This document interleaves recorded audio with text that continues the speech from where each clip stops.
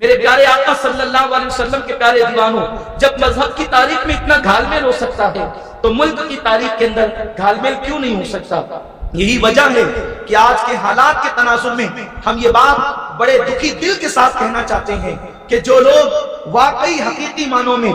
آزادی کے مجاہد تھے، آج جب آزادی کا ذکر ہوتا ہے تو جھوٹے منہ بھی کوئی ان کا نام نہیں لیتا، اور جو لوگ انگریزوں کے وظیفہ خوار تھے ادھر یا ادھر کے، ان لوگوں کو آزادی کا ہیرو بنایا جاتا ہے۔ ہم آگے کی گفتگو میں بہت کوشش کریں گے کہ سنجیدگی کے ساتھ ان باتوں کو آپ کے سامنے رکھیں، بات ہم آپ کے سامنے رکھیں گے، فیصلہ آپ نے کرنا ہے حقیقت کیا ہے۔ جب یہ ملک غلام بنا تو علماء نے محسوس کیا، چونکہ دلی پر تو تسلط ان کا 1857 میں ہوا، لیکن پہلے یہ اور جگہوں پر قابض ہو چکے تھے، پورا ملک مکمل طور پر جو ہے وہ اس سن میں ہاتھ سے گیا، اور صوبوں پر تو ان کے قبضے ہو چکے تھے، ان کا ظلم، ان کی زیادتی، یہ ساری چیزیں تھیں۔ اور پھر اس وقت علماء نے محسوس کر لیا تھا کہ اگر انگریزوں کے خلاف علم جہاد بلند نہ کیا گیا تو یہ ہمارے مذہب کے بھی دشمن اور ہمارے ملک کے بھی دشمن ہیں، کیونکہ اس وقت کے حالات یہ تھے کہ انگریزوں نے بڑے بڑے عیسائیوں کو، جو یہاں کی زبانیں جانتے تھے، فارسی زبان، سنسکرت زبان، جو زبانیں جانتے تھے، یہ اپنی کوٹھیوں کے اندر ان کے جلسے کرواتے تھے، اور وہ عیسائی پادری دوسروں کے مذاہب پر حملے کرتے تھے اور گالیاں بکتے تھے مذہبی بزرگوں کے خلاف، تو مسلمان یہ کیسے برداشت کر سکتا تھا؟ اچھا، یہ بات خاص طور پر قابل ذکر ہے کہ سب سے پہلے جہاد کے متعلق مسلمانوں کو کیوں سوچی یہ بات، کیونکہ کوئی کہہ سکتا ہے کہ بھئی اور بھی مذہب کے لوگ یہاں تھے، تو دوسرے مذہب والوں نے آخر کیوں شروعات نہیں کی، مسلمانوں نے ہی کیوں شروعات کی؟ تو یہ بالکل ظاہر سی چیز ہے کہ حکومت تو مسلمانوں کی تھی صدیوں سے، سارا کاروبار تو مسلمانوں کے ہاتھوں میں تھا، تو جس کے ہاتھ سے کاروبار چھینا گیا ہے تو درد تو اسی کو زیادہ ہوگا، کیونکہ دوسرے مذہب والوں کے لیے انگریزی حکومت کا حال بالکل ایسا ہی ہے، دوسرے مذہب والوں کے لیے انگریزی حکومت کا حال ایسا ہی ہے کہ جیسے مسلمانوں کی حکومت تھی، اب مسلمان ان کے ہم مذہب تو تھے نہیں، تو اب انگریزوں کی حکومت آ گئی، تو اس کا مطلب تو نہ یہ ہم مذہب نہ یہ ہم مذہب، دونوں اجنبی ہی ہے۔ تو دوسرے مذاہب والوں کو کوئی خاص فرق نہیں پڑتا تھا انگریزوں کی حکومت آنے سے، کیونکہ ان کے لیے تو مذہب دوسرا ہی تھا۔ مسلمانوں کو چوٹ یہ تھی کہ اگر انگریزوں کی حکومت اسی طرح جمتی رہی تو ہماری آنے والی نسلوں کا ایمان سلامت رہے گا یا نہیں، یہ بہت بڑا چیلنج تھا۔ دوسرا یہ کہ ملک ہندوستان کا کیا ہوگا، یہ دوسرا چیلنج تھا۔ اس لیے علماء حق نے جو ہے انگریزوں کے خلاف جہاد کا علم بلند کیا، اور جیسا کہ آپ بارہا سن چکے ہوں گے یا پڑھ رہے ہوں گے یا سنتے ہوں گے کہ سب سے پہلے دلی کی سرزمین پر حضرت علامہ فضل خیر آبادی رحمت اللہ تعالی علیہ نے جمعہ کی نماز کے بعد آپ جہاد کا فتویٰ دیا، اور پھر اس کے بعد آگرہ، دلی، الور، اس طریقے سے جو علاقے تھے ان میں ایک شورش بپا ہوئی، ایک ہنگامہ بپا ہوا، اور جو بڑے بڑے شہر تھے، بدایوں، بریلی، اس طریقے کے جو مسلمانوں کے بڑے بڑے شہر تھے، وہاں سے فوجوں کے اندر ایک ہنگامہ پیدا ہوا، اور اس طرح سے آزادی کی ایک تحریک چھڑی۔ آزادی کی تحریک کو آپ دو حصوں میں تقسیم کر سکتے ہیں، ایک ہے جنگ آزادی اور ایک ہے میری تحریک آزادی۔ یہ خاص طور پہ سمجھنے کی بات ہے، جنگ آزادی جو لڑی گئی ہے وہ 1857 میں لڑی گئی ہے، اس کے بعد کی جتنی تحریکیں ہیں وہ جنگ نہیں ہے، وہ تحریک ہے، اور 1857 سے پہلے بھی جیسے ٹیپو سلطان کا لڑنا،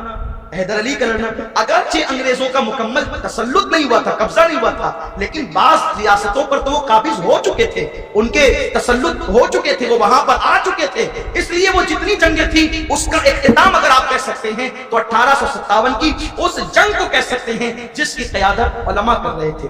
اور ایک حیرت انگیز بات یہ ہے کہ 1857 میں جو علماء نے پوری طاقت لگا دی، پوری طاقت جھونک دی انگریزوں کے خلاف، تو اس میں کچھ مخبر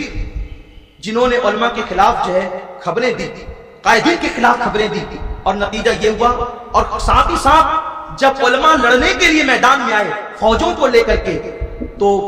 اس وقت کچھ لوگوں نے غداریاں بھی کی، نتیجہ یہ ہوا کہ جو پلان تھا وہ ناکام ہو گیا۔ ظاہر سی بات ہے جب راز ادھر سے ادھر جائیں گے تو پلان تو ناکام ہوں گے۔ اس کے بعد پھر یہ ہوا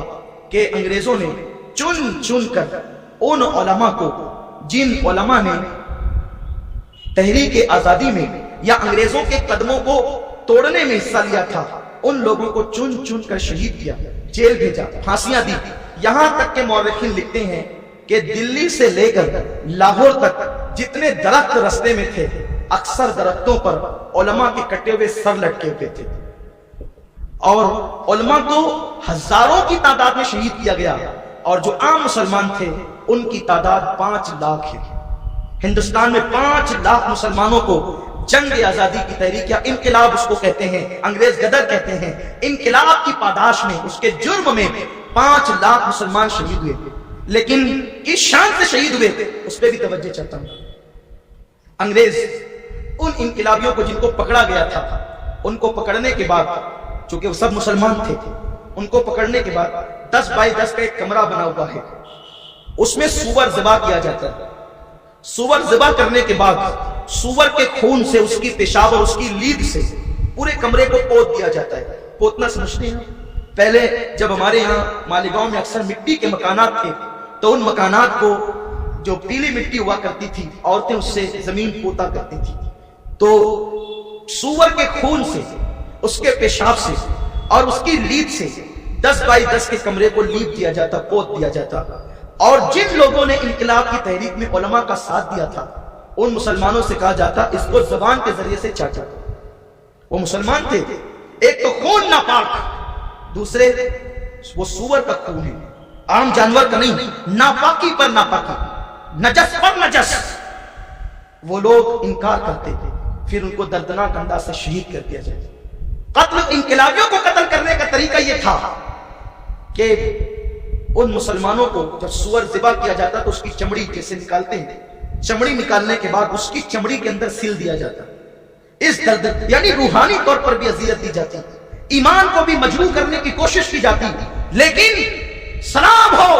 ان 5 لاکھ مجاہدین پر کہ جو لوگ سور کی چمڑیوں میں تو سل گئے،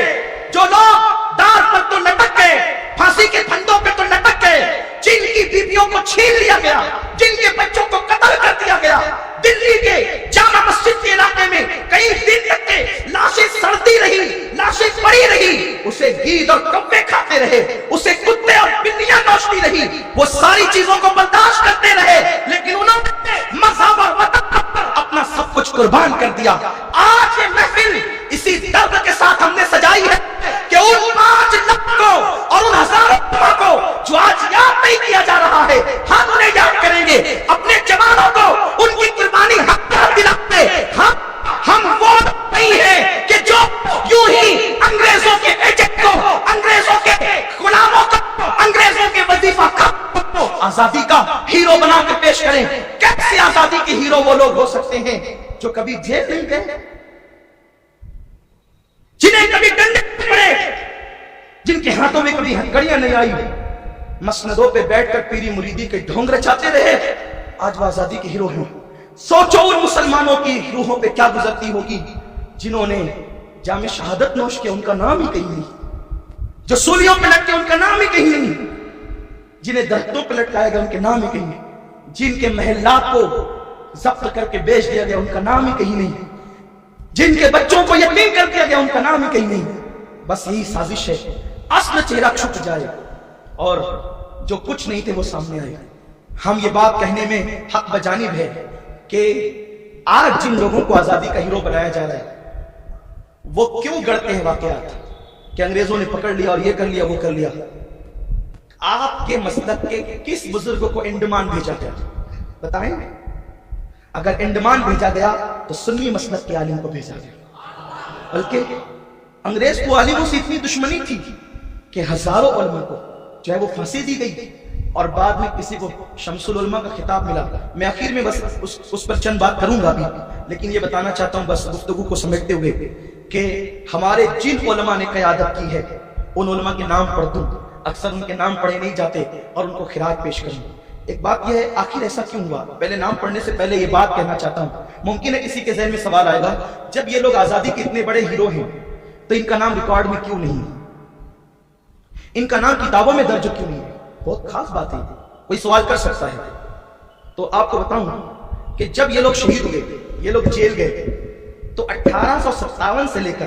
1947 تک، 1857 سے لے کر 1947 تک کم و بیش 90 سال کا عرصہ ہے، یعنی ایک صدی۔ بہت توجہ سے سنیں، یہ بہت خاص بات آپ کو اپنے دماغ میں بٹھانی ہے، کیونکہ ان علماء سے ہماری عقیدتوں کے تعلق ہے اور ہمارے ملک سے بھی ہمارا ایک رشتہ ہے، جذبات کا، محبتوں کا رشتہ ہے۔ اس لیے ہم لوگ جو ہیں وہ سارے شکوک و شبہات کا بھی ازالہ کرنا چاہتے ہیں۔ کوئی آپ سے پوچھ سکتا ہے کہ جب فضل حق خیرآبادی، صدر الدین آسودہ، کفایت علی کافی، یہ جو لوگ تھے، انہوں نے انگریزوں کے خلاف علم جہاد بلند کیا، تو کتابوں میں ان کے نام کیوں نہیں ہے؟ تاریخی ریکارڈ کیوں نہیں ہے؟ پہلی بات تو یہ، تاریخی ریکارڈ ہے، پرانی کتابوں میں نام بھی ہے، لیکن ان کی زندگیوں کو اس لیے مرتب نہیں کیا گیا، ان کے کارنامے اس لیے اس وقت جمع نہیں کیے گئے کیونکہ ایک صدی تک اس کے بعد انگریزوں کی حکومت رہی، تو جو انگریزوں کے خلاف کھڑے ہوئے تھے، جو ان کی حمایت میں قلم اٹھاتا، اس کو بھی ضبط کر لیا جاتا۔ اس لیے اجازت نہیں تھی، حکومت کا اتنا دباؤ اور پریشر تھا۔ اور آپ جانتے ہیں کہ ایک صدی کے اندر لوگ تو چند ایام کے واقعات بھول جاتے ہیں، تو جنہوں نے اپنی نظروں سے وہ مناظر دیکھے تھے، جو شریک سفر تھے، جو بچ گئے تھے، محفوظ ہو گئے تھے، وہ بس سینہ بسینہ باتیں کر سکتے تھے، وہ تاریخی ریکارڈ قائم نہیں کر سکتے۔ حکومت کے پاس تو ریکارڈ ہے، اب جب چھان بین ہو رہی ہے تو مزید انکشافات ہو رہے ہیں کہ بھارت کا دوست کون ہے اور دشمن کون ہے۔ آپ ٹائمز آف انڈیا میں فتویٰ شائع کروا سکتے ہیں لیکن حکومت کا ریکارڈ نہیں بدل سکتے، اور ٹائمز آف انڈیا میں فتویٰ شائع کروا کر کہ جھنڈے کو سلامی دینا جائز ہے، آپ اپنے اوپر سے بدنامی کا داغ نہیں دھو سکتے۔ یہ تو ہم ہیں اہل سنت، اولیاء کے ماننے والے، جنہوں نے اپنے مسلک کی بھی مکمل طور پہ وفاداری کی اور ملک کی بھی وفاداری کی۔ تو چونکہ ایک صدی تک اس کے بعد انگریزوں کی حکومت رہی، اس لیے ان کی حمایت میں، ان بزرگوں کی حمایت میں باضابطہ طور پہ قلم نہیں اٹھایا جا سکتا۔ اور ہمارے اسلاف کے دلوں میں انگریزوں سے نفرت اتنی تھی کہ علامہ فضل حق خیرآبادی کے صاحبزادے شیخ عبداللہ خیرآبادی رحمۃ اللہ تعالی علیہ، انہوں نے مرتے ہوئے وصیت کی تھی کہ جب انگریز ہندوستان سے چلے جائیں تو میری قبر پر آ کر اطلاع دے دینا کہ انگریز ہندوستان سے چلے گئے۔